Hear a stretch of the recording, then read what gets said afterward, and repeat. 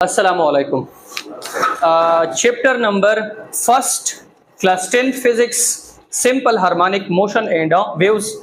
आज हम time period, frequency, displacement, amplitude इन टॉपिक्स को पढ़ेंगे और फिर इन टॉपिक्स के ऊपर यहाँ पे जो एग्जाम्पल्स है या ये जो एमसीक्यूज है एक्सेट्रा ये सारी चीजें हम यहाँ पे डिस्कस करेंगे। सबसे पहले हम डिस्कस करेंगे टाइम पीरियड को। किसको? टाइम पीरियड को।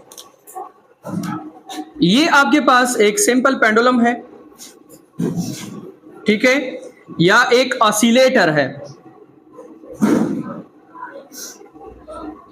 एक सिंपल पेंडुलम है या ऑसिलेटर है। ये अभी मीन पोजीशन के ऊपर है। किसके ऊपर है? Mean position. मीन पोजीशन जो है जहां पे डिस्प्लेसमेंट किस चीज के बराबर होती है? जीरो। मीन पोजीशन को मैंने नाम दिया है पॉइंट ओ। क्या नाम दिया है? Point O. मैं इसको लेके जा रहा हूं पॉइंट ए, फिर मैं इसे छोड़ता हूं और ये जो ऑसिलेटर है ये आता है पॉइंट बी। देखिए अभी पॉइंट ओ से ए, फिर ए से बी, फिर बी से ए। इसने एक साइकिल कंप्लीट किया है, एक चक्कर कंप्लीट किया है। इस एक साइकिल में या इस एक वाइब्रेशन में जितना टाइम उसने लिया है इसको हम क्या बोलेंगे? Time period. The time required to complete one cycle या one vibration is called time period. Time required to complete one cycle is called time period. वो टाइम जिसमें एक साइकिल या एक वाइब्रेशन कंप्लीट होता है इसको हम क्या बोलते हैं? Time period. मेरी बात समझ में आ रही है? अब इसमें एक एमसीक्यूज अपने साथ नोट करें। आपके बुक में एक एमसीक्यूज आएगी,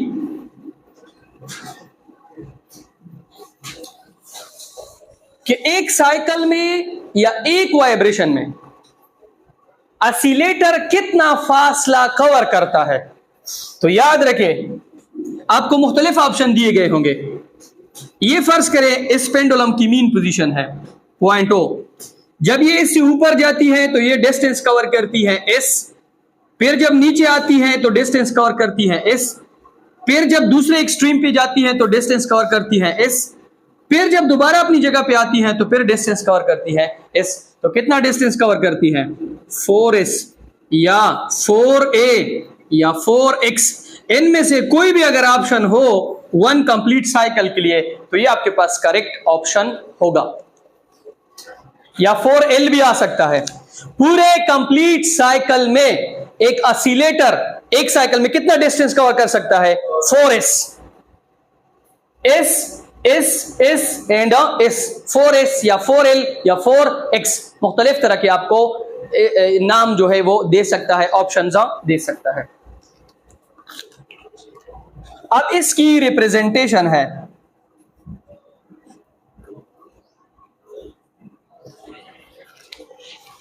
टाइम पीरियड जो है उसको हम कैपिटल टी से रिप्रेजेंट करते हैं।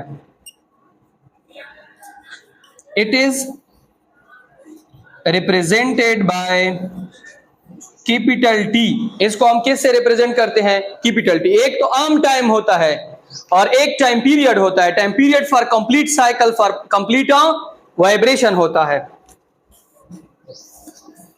अब इसका मैथमेटिकल फॉर्म है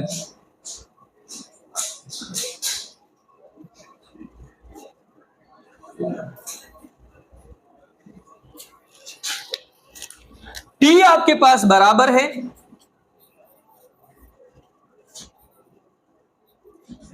वन बाय एफ के या टी डिवाइडेड बाय एन के। टी आपके पास टाइम है, एन आपके पास नंबर ऑफ साइकिल या नंबर ऑफ वाइब्रेशन है। टी आपके पास आम टाइम है जो दिया गया है, एन आपके पास क्या है? नंबर ऑफ साइकिल्स या वाइब्रेशन। मेरी बात समझ में आ रही है? और फिर इसकी यूनिट है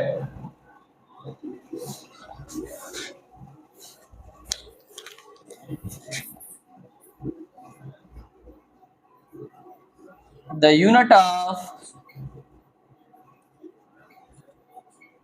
time period is second. Time period की यूनिट क्या है? सेकेंड है। ठीक है। अब इसके ऊपर आपको मुख्तलिफ तरह के एमसीक्यूज आ सकते हैं।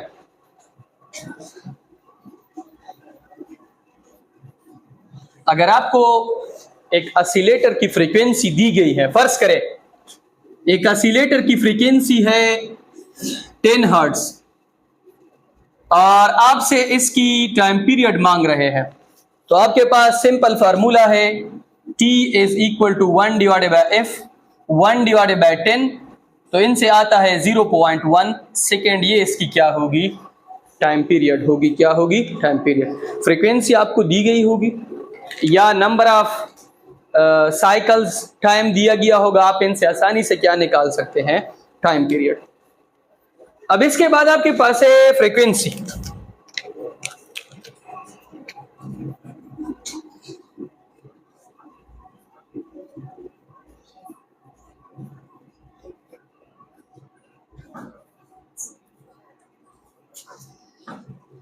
What is frequency?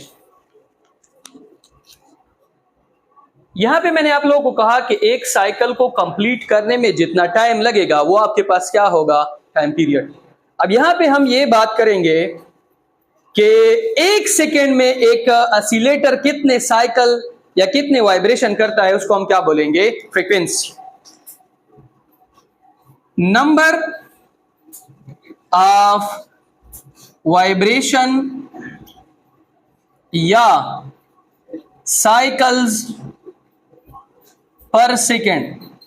Number of vibrations या cycles per second.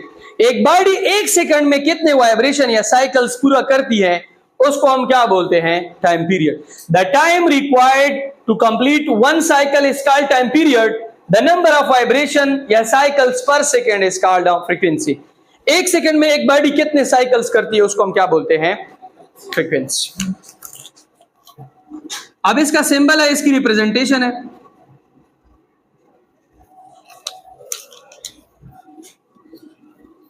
It is represented by small if. इसको हम किस से रिप्रेजेंट करते हैं? स्मॉल इफ से। अब इसका मैथमेटिकल फॉर्म है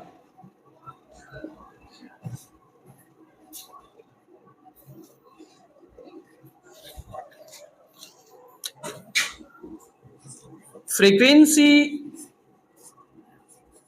is equal to number of vibration या cycles divided by second. Simple, small f is equal to n divided by t. Small f is equal to n divided by t. एक MCQ जो इस बार test में, जो teaching के test थे उसमें आई थी, वो ये थी कि फ्रीक्वेंसी और टाइम पीरियड को अगर हम जरब करेंगे, देखिए इनको मैं वैल्यू दूंगा 1, तो f इज इक्वल टू के 1 डिवाइडेड बाय t। 1 को इधर जरब कर ले, f जरबी t इज इक्वल टू 1। ये एमसीक्यूज थी कि अगर हम फ्रीक्वेंसी और टाइम पीरियड को जरब करेंगे तो इनसे क्या आएगा? 1। क्या आएगा? 1। यूनिटी। नंबर ऑफ वाइब्रेशन या साइकिल, अगर मैं नंबर ऑफ वाइब्रेशन 1 कर लूं तो 1 डिवाइडेड बाई टी, दोनों साइड पे टी मल्टीप्लाई कर ले, एफ जर बी टी इज इक्वल टू के 1। अब इसकी यूनिट है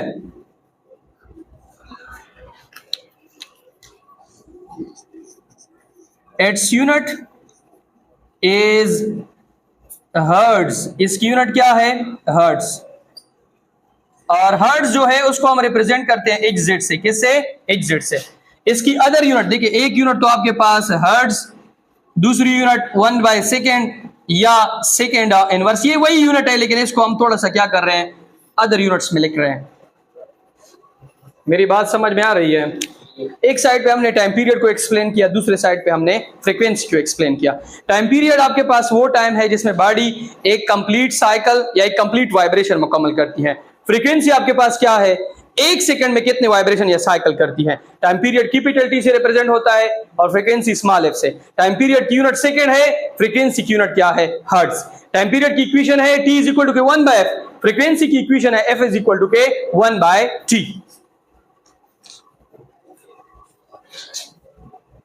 अब इन दोनों का आपस में क्या रिलेशनशिप है?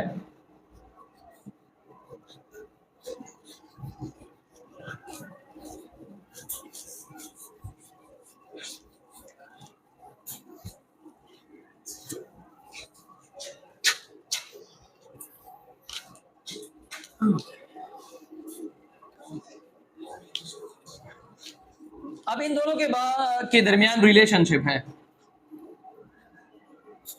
रिलेशनशिप बिटवीन टाइम पीरियड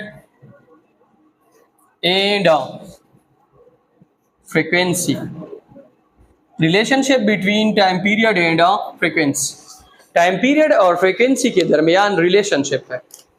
याद रखें, फ्रीक्वेंसी इनवर्सली प्रोपोर्शनल है टाइम पीरियड के और टाइम पीरियड इनवर्सली प्रोपोर्शनल है फ्रीक्वेंसी के। दोनों के दरमियान इनवर्स रिलेशनशिप है। अगर एक फिजिकल क्वांटिटी इंक्रीज होगी तो दूसरी क्या होगी, डिक्रीज।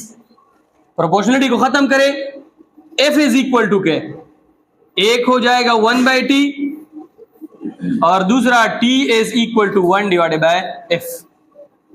या इस तरह भी लिख सकते हैं f इज इक्वल टू के n डिवाइडेड बाय t, इसको t इज इक्वल टू के यहां पे लेके n डिवाइडेड बाय t, यहां से आम टाइम निकाले, ऊपर चला जाएगा t डिवाइडेड बाय n, तो फिर ये आम टाइम है। ठीक है, अब इसके ऊपर हम यहां पे एक एग्जाम्पल कर लेते हैं। एग्जाम्पल 10.1।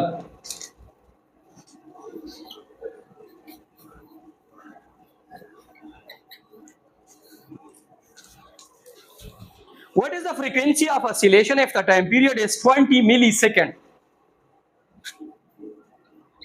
हमें टाइम पीरियड दिया गया है 20 मिलीसेकेंड, हमसे क्या मांग रहे हैं, फ्रीक्वेंसी। तो हमारे पास फार्मूला है f is equal to 1 divided by t, या 1 डिवाइडेड बाय इसकी जगह पे 20 millisecond, 1 divided by 20 milli आपके पास प्रीफिक्स है, किस चीज के बराबर है, -3।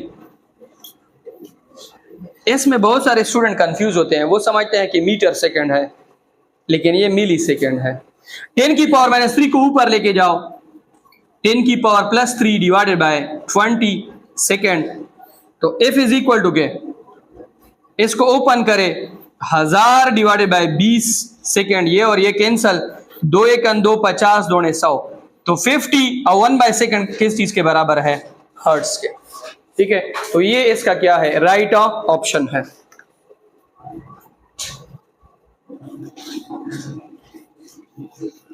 अब इसके ऊपर यहां पे एक असाइनमेंट भी है, उस असाइनमेंट को देख लें। When an object oscillate with a frequency of 0.5 hertz,